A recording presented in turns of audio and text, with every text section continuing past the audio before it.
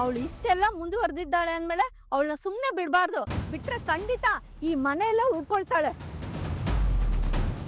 ಅದಕ್ಕೆ ನಾನು ಅವಕಾಶ ಕೊಡಲ್ಲಮ್ಮ. ಇವತ್ತು ಲಾಯರ್ ಬರ್ಲಿ, ಅವಳು ಹೇಗೆ ಮನೇಲಿ ಇರ್ತಾನೆ ನಾನು ನೋಡ್ತೀನಿ.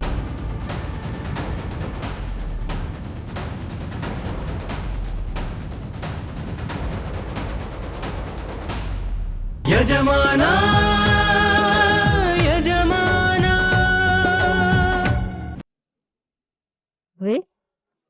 ಬಂದ್ಯಾ? ಪೂಜೆ ಮಾಡ್ಕೊಳ್ಳೋ ಚಾನ್ಸ್ ಮಿಸ್ ಮಾಡ್ಕೋತೀನಾ? ಮಾಡ್ ನಾನು ನನ್ನ ಗಂಡನ ಪಾದ ಪೂಜೆ ಮಾಡ್ಬೇಕು ಅಂದ್ರೆ ಇವ್ರು ಹೇಗ್ ಮಾಡ್ತಾರೆ ಅಂತ ನೀಟಾಗಿ ನೋಡ್ಕೊಳ್ಬೇಕು.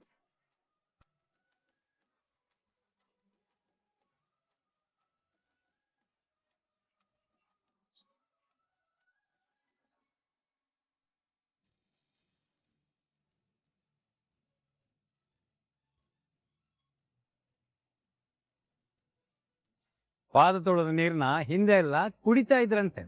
ಈಗ ಜಸ್ಟ್ ತಲೆ ಮೇಲೆ ಹಾಕೊಂಡ್ರೆ ಸಾಕು. ನೀನು ಹಾಕೊಳ್ಳೆ. ಅಯ್ಯೋ ಅದ್ ನನಗೆ ಗೊತ್ತು, ನೀವು ಸುಮ್ಮನೆ ಕುತ್ಕೊಳ್ರಿ. ಆಯ್ತಾಯ್ತು.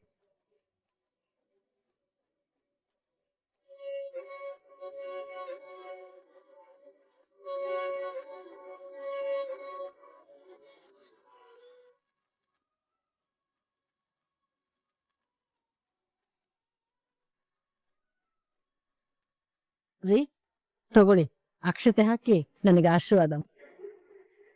ದೀರ್ಘ ಸುಮಂಗಲಿ ಭವ.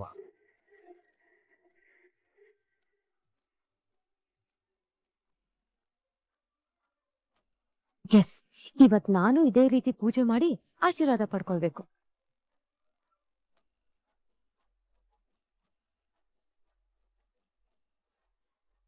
ಆ ಪಲ್ಲವಿ ಹೇಳ್ಬಿಟ್ಲು, ನನ್ ಗಂಡ ತಪ್ಪಿಸ್ಕೊಂಡು ಹೋಗ್ಬಿಟ್ಟ, ಹಾಗಂತ ನಾನ್ ಬಿಟ್ಬಿಡ್ತೀನಾ? ಚಾನ್ಸೇ ಇಲ್ಲ. ಇವತ್ ಬೀನ್ ಅಮಾವಾಸ್ಯೆ ಮಾಡೇ ಮಾಡ್ತೀನಿ. ಯಜಮಾನ್ರೇ, ಓ, ಪೂಜೆ ತಟ್ಟೆ ಸಮೇತ ಬಂದಿದ್ದೀರಾ ಅಂದ್ರೆ ಪಾದ ಪೂಜೆ ಮಾಡಕ್ಕೆ ಬಂದಿದ್ದೀರಾ ಅಂತ ಆಯ್ತು. ಹೌದು, ಮತ್ತೆ ಅಜ್ಜಿ ಹೇಳಿದ್ ಕೇಳಿಸ್ಕೊಂಡಿಲ್ವಾ?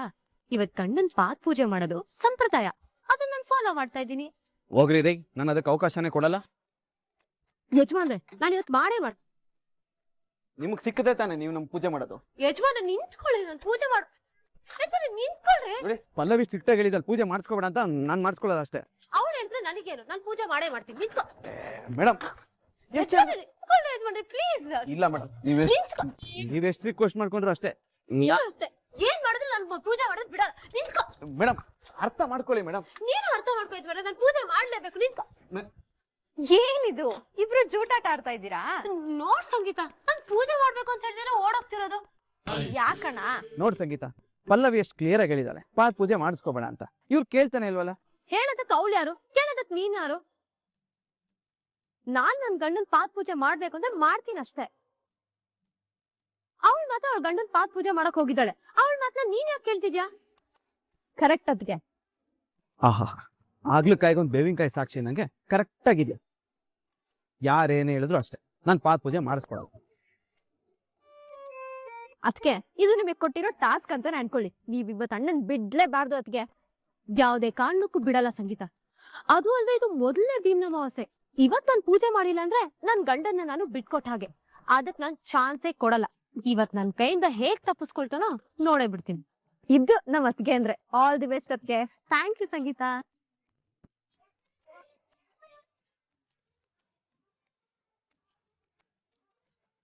ಹಿಂದೆ ಹೇಗೋ ತಪ್ಪಿಸ್ಕೊಂಡು ಬಂದಿದ್ದಾಯ್ತು. ಇವತ್ತು ಒಂದು ದಿನ ಎಚ್ಚರಿಕೆಯಿಂದ ಇದ್ಬಿಡ್ಬೇಕು. ಏನಾಗಿದೆ ನೋಡೋಣ.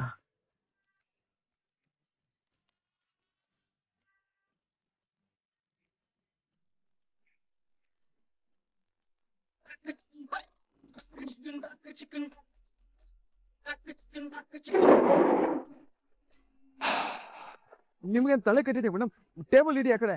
ಕೈಗ್ ಸಿಕ್ತೆ ತಪ್ಪಿಸ್ಕೊಂಡು ಹೋಗ್ತೀರಾ? ಈಗ ಹೇಗ್ ಹೋಗ್ತೀರಾ ಅಂತ ನಾನು ನೋಡ್ತೀನಿ. ಏನ್ ತಮಾಷೆ ಮಾಡ್ತಿದ್ದೀರಾ ಮೇಡಮ್? ಟೇಬಲ್ ಇಡಿ ಅಂತ ಹೇಳ್ತಿದ್ದೀನಿ ತಾನೆ. ಇಡಿಲಿ. ಇಡಲ್ಲ. ಸಂಗೀತ, ಒಂದ್ ಸ್ವಲ್ಪ ಟೇಬಲ್ ಇಡಿ ಕಡೆ. ಅಯ್ಯೋ, ಇವ್ರ ಮಧ್ಯೆ ನಾನಂತೂ ಬರಲ್ಲಪ್ಪ. ಅಯ್ಯೋ, ಹಾಗೆ ಹೇಳ್ಬೇಡ ಸಂಗೀತ, ನಿನ್ ಸಹಾಯ ನನಗ್ ಬೇಕೇ ಬೇಕು. ನಿಮಗಿಲ್ಲ ಅಂತೀನ ಅದ್ಕೆ, ಅದೇನ್ ಹೇಳಿ. ಸಂಗೀತ, ಹೋಗೊಂದ್ ತಟ್ಟೆ ತಗೊಂಡ್ ಬರ್ತೀಯಾ? ಸರಿ. ಸಂಗೀತ, ಏನ್ ಮಾಡ್ತಿದ್ಯಾ? ಒಂದ್ ನಿಮಿಷ ನನ್ ಮಾತು ಕೇಳು. ಮೇಡಮ್, ಏನ್ ಮೇಡಮ್ ನೀವು ಇದೆಲ್ಲ ಬೇಡ. ಬೇಡ ಅಂದ್ರೆ ಬೇಕು ಅಂತಾನೆ ಅರ್ಥ. ಅದು ಎಷ್ಟು ಕಾಟ ಕೊಡ್ತೀರಾ ಮೇಡಮ್? ಕಾಟ ಅಲ್ಲ, ಭಕ್ತಿ. ಅದಕ್ಕೆ ಸಂಗೀತ ಒಂಚೂರು ಇಟ್ಕೋತ್ಯಾ? ಸಂಗೀತ ಏನ್ ಮಾಡ್ತಿದ್ಯಾ? ಬಿಡು ನನ್ ಕಾಲು. ಅಣ್ಣ ಸುಮ್ನೆ ನಿಂತ್ಕೊಳ್ಳೋಣ.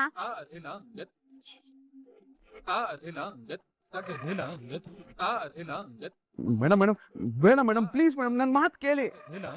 ನೋಡಿ ಮೇಡಮ್, ನೀವು ಮಾಡ್ತಿರೋದೆಲ್ಲ ಮೋಸ. ಪೂಜೆ ಮಾಡೋರು ಮನ್ಸಾರೆ ಮಾಡ್ಬೇಕು, ಪೂಜೆ ಮಾಡಿಸ್ಕೊಳ್ಳೋರು ಮನ್ಸಾರೆ ಒಪ್ಕೋಬೇಕು, ಅವಾಗ್ಲೇ ಫಲ ಸಿಗೋದು. ನಾನಂತೂ ಮನಸ್ಪೂರ್ವಕವಾಗಿ ಪೂಜೆ ಮಾಡ್ತೀನಿ ಯಜಮಾನ್ರೆ. ನಿನ್ಗೂ ಇಷ್ಟ ಅಂತ ಗೊತ್ತು, ಆದ್ರೆ ಯಾವ್ದೋ ಕಾರಣಕ್ಕೆ ಬೇಡ ಅಂತಿದ್ಯಾ. ಮನ್ಸಾರಿ ನೀನು ಆಶೀರ್ವಾದ ಮಾಡ್ತೀಯ ಅಂತಾನೂ ಗೊತ್ತು.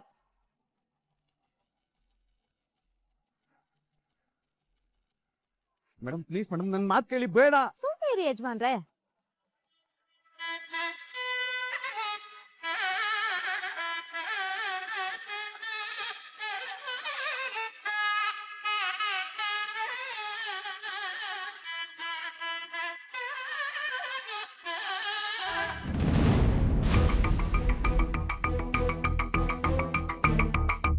ಅಮ್ಮ, ಅವಳು ಏನಾದ್ರೂ ಅಣ್ಣನ್ ಪಾದ ಪೂಜೆ ಮಾಡಿದ್ಲ? ಅವಳೆಲ್ಲೇ ಮಾಡ್ತಾಳೆ? ಮಾಡ್ತೀನಿ ಅಂದ್ರು ರಾಘು ಅವಕಾಶ ಮಾಡ್ಕೊಡ್ಬೇಕಲ್ವಾ? ಹಾಗಿದ್ರೆ ಇವಳ ಕೈಗೆ ಅರ್ಶನ ಕುಂಕುಮ ಹೇಗಾಯ್ತು? ಓ, ಬೇರೆ ಏನಾದ್ರೂ ಮಾಡಿರ್ಬೇಕು ಬಿಡು. ನಾನು ಅಷ್ಟು ಸೀರಿಯಸ್ ಆಗಿ ಅಣ್ಣಂಗೆ ಪಾದ ಪೂಜೆ ಮಾಡಿಸ್ಕೊಂಬೇಡ ಅಂತ ಹೇಳಿದ್ಮೇಲೆ ಅವ್ನು ಮಾಡಿಸ್ಕೊಂಡಿರಲ್ಲ.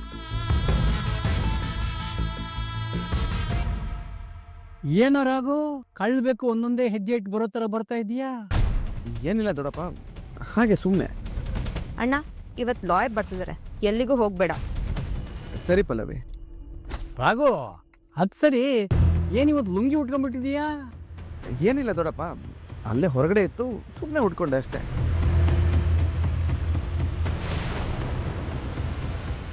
ನಿನಗೆ ಲುಂಗಿ ಉಟ್ಕೊಂಡು ಅಭ್ಯಾಸ ಇಲ್ಲ ನೋಡು, ಅದಕ್ಕೆ ಹೇಗ್ಯಾಗೋ ಉಟ್ಕೊಂಡು ನಡೆಯೋಕ್ಕಾಗದೆ ಒದ್ದಾಡ್ತಾ ಇದೀಯಾ.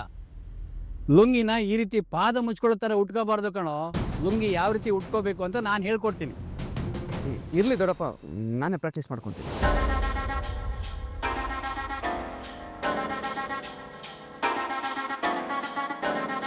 ಇಂಥ ವಿಶೇಷವಾದ ದಿನ ಗಂಡನ್ ಪಾದ ಪೂಜೆ ಮಾಡಿ ಆಶೀರ್ವಾದ ತಗೊಳ್ಳೋದಕ್ಕೂ ಪುಣ್ಯ ಮಾಡಿರ್ಬೇಕು. ಆ ಅದೃಷ್ಟ ನನಗಿಲ್ಲ ಬಿಡು. ಅಣ್ಣ, ಒಂದ್ ನಿಮಿಷ ನಿಂತ್ಕೋ.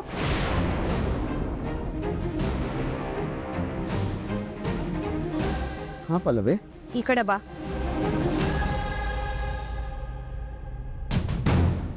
ಅಣ್ಣ, ನಿನ್ ಕಾಲ್ ತೋರ್ಸು. ಯಾಕೆ ಪಲ್ಲವಿ? ಹೇಳ್ತೀನಿ, ಸ್ವಲ್ಪ ನಿನ್ ಲುಂಗಿ ಮೇಲೆತ್ತಿ ಕಾಲ್ ತೋರ್ಸು. ಯಾಕೆ ಪಲ್ಲವಿ ಹಾಗೆ ಹೇಳ್ತಿದ್ಯಾ? ಗೊತ್ತಾಗುತ್ತೀರಮ್ಮ. ಅಣ್ಣ, ಹೇಳಿದ್ನಲ್ಲ, ಸ್ವಲ್ಪ ಲುಂಗಿ ಮೇಲೆತ್ತು. ಸರಿ ಪಲ್ಲವಿ.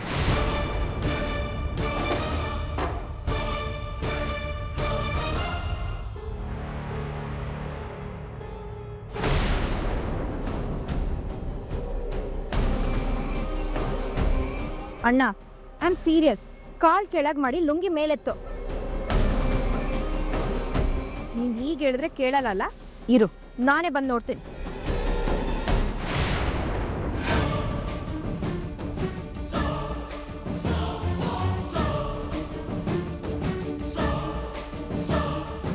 ಇದಕ್ಕೆ ನಾನೇನು ಲುಂಗಿ ಉಟ್ಕೊಂಡು ಒಳ್ಳೆ ಕಳ್ಳನ್ ತರ ಓಡಾಡ್ತಿದ್ದು? ಏ ಪಲ್ಲವಿ, ಏನೇ ಇದು? ಸುಮ್ನೆ ಯಾಕೆ ಅವನ್ನ ಪ್ರಶ್ನೆ ಮಾಡ್ತಾ ಇದೀಯಾ? ಅಜ್ಜಿ, ಆ ಜಾನ್ಸಿ ಕೈಲಿ ಅಣ್ಣ ಪಾದ ಪೂಜೆ ಮಾಡಿಸ್ಕೊಂಡಿದ್ದಾನೆ.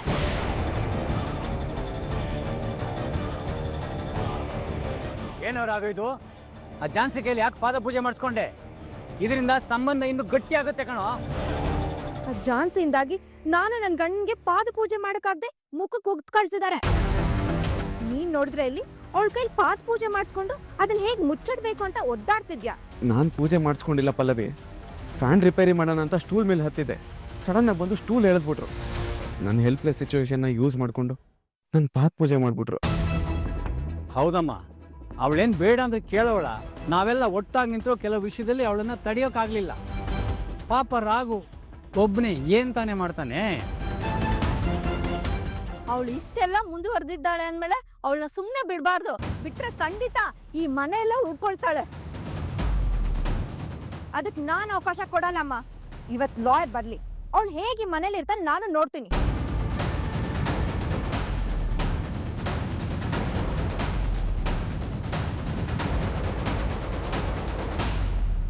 Good news. ಪ್ರಣವ್, ಇನ್ಮೇಲೆ ನಾವು ಯಾವುದೇ ನ್ಯೂಸ್ ಕೇಳಿದ್ರು ಅದು ಗುಡ್ ಆಗೇ ಇರುತ್ತೆ. ಎನಿವೆ ಅದೇನಂತ ಹೇಳು, ಡೌಟ್ ಇರೋರ್ಗೂ ಕೇಳಿಸ್ಲಿ. ಮಾಮ್, ಜಾನ್ಸಿ ಮನೆಗೆ ಲಾಯರ್ ಡಿವೋರ್ಸ್ ಪೇಪರ್ಸ್ ರೆಡಿ ಮಾಡ್ಕೊಂಡು ಹೋಗ್ತಿದ್ದಾರೆ. ಐ ಥಿಂಕ್ ಇವತ್ತಿಂದನೇ ಆ ಪ್ರೋಸೆಸ್ ಎಲ್ಲ ಶುರುವಾಗಿದೆ ಅನಿಸ್ತಾ ಇದೆ. ಐ ನೋ ಪ್ರಣವ್, ಯಾಕಂದ್ರೆ ನಾನು ಬಿಟ್ಟು ಬಾಣ ಅಷ್ಟು ಶಾರ್ಪ್ ಆಗಿತ್ತು. ಬಟ್ ಅದರಿಂದ ಯಾವ ಯೂಸು ಆಗಲ್ಲ. ಅಲ್ಲಿ ಹೋದ ತಕ್ಷಣ ಕೆಲಸ ಆಗೋಯ್ತು ಅಂತ ಅಂದ್ಕೊಂಡ್ರೆ ಅದು ನಿಮ್ಮ ದೊಡ್ಡತನ ಆಗುತ್ತೆ ಅನ್ನೋದ್ರಲ್ಲಿ ಎರಡು ಮಾತೇ ಇಲ್ಲ. ನಾಗಾರ್ಜುನ್, ಏನ್ ಮಾತಾಡ್ತಿದ್ಯಾ ನೀನು? ನಾನು ಫೋನಲ್ಲಿ ಮಾತಾಡ್ತಾ ಇದ್ದೀನಿ ತುಳಸಿ. ಇವತ್ತು ಲಾಯರ್ ಅಲ್ಲಿ ಹೋಗಿರೋದು ರಾಘವೇಂದ್ರನ್ ಸಿಗ್ನೇಚರ್ ತಗೊಂಡು ಜಾನ್ಸಿಗೆ ನೋಟಿಸ್ ಕಳಿಸೋ ಉದ್ದೇಶದಿಂದ. ಇರ್ಬೋದು, ಆದ್ರೆ ನೀವು ಅನ್ಕೊಂಡ ಹಾಗೆ ಅವಳೇನು ದಡ್ಡಿ ಅಲ್ಲ. ನೀವು ಚಾಪೆ ಕೆಳಗೆ ತೂರಿದ್ರೆ ಅವಳು ರಂಗೋಲಿ ಕೆಳಗೆ ತೂರೋಷ್ಟು ಕಿಲಾಡಿ. ಇಷ್ಟು ದಿನ ಒಂದ್ ಲೆಕ್ಕ ಆದ್ರೆ ಇನ್ಮೇಲೆ ಬೇರೆನೇ ಲೆಕ್ಕ. ಇನ್ ಮುಂದೆ ಲೀಗಲ್ ಆಟಗಳು ಶುರು. ಅವರಿಬ್ರು ದೂರ ಆಗೋದನ್ನ ಯಾರಿಂದನೂ ತಡೆಯಕ್ ಸಾಧ್ಯ ಇಲ್ಲ. ಹಾಗಂತ ನೀವು ಅನ್ಕೊಂಡಿದ್ರೆ ಅಷ್ಟೇ. ಈಗ ನೀವು ಸ್ಪಷ್ಟವಾಗಿ ತಿಳ್ಕೊಬೇಕಾಗಿರೋದು ಏನು ಅಂದ್ರೆ, ಆ ದೇವ್ರ ಕೆಟ್ಟ ಕೆಲಸಕ್ಕಿಂತ ಒಳ್ಳೆ ಕೆಲಸಕ್ಕೆ ಸಾಥ್ ಕೊಡೋದು. ನನ್ನ ಮಾತು ಕೇಳಿ ಈ ಥರ ವ್ಯರ್ಥ ಪ್ರಯತ್ನ ಕೈ ಬಿಡೋದೇ ಒಳ್ಳೇದು.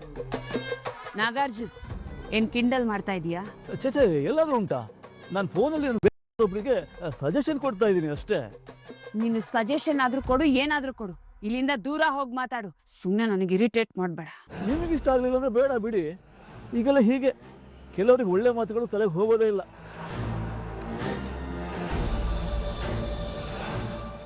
ಮೇಡಮ್ ಅವ್ರೆ, ಕಾಫಿ ರೀ. ಅಲ್ಲಿಟ್ಟು ಹೋಗು.